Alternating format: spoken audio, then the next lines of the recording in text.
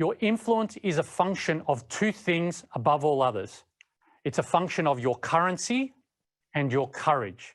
Your influence is a function of your currency and your courage. Now, by currency, I mean the trust that people have in you. And this case specifically, I mean the people you are trying to influence. So if you're trying to influence head office, your boss, corporate, etc., what is your level of trust with them? And I break trust down in three ways. How credible are you? Right? Do people believe you can do what you say you can? How reliable are you? Do you deliver what you say you will? And what is your perceived motive? What do people think is your real agenda? By courage, I mean, what is your risk profile? What is your risk appetite? What are you prepared to stake on this?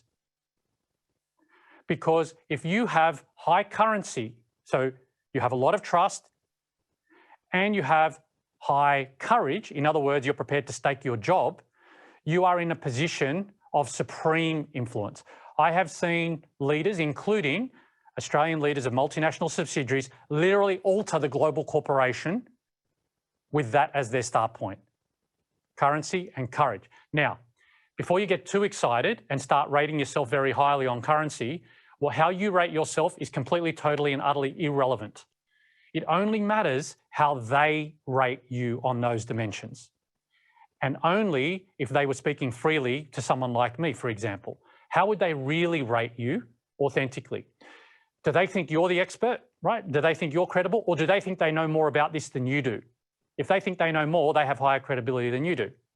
Have you delivered for them in the past? Have you delivered every single time, or have you not? If you haven't delivered, they will rate you lowly on that. Your trust will be lower. What about your motive? Do they believe you have their best interests at heart or your best interests at heart? And so you can see how quickly they can get to a set of assumptions and beliefs that are not very helpful, that inhibit you influencing, even if I was to give you 100 fantastic influencing tactics.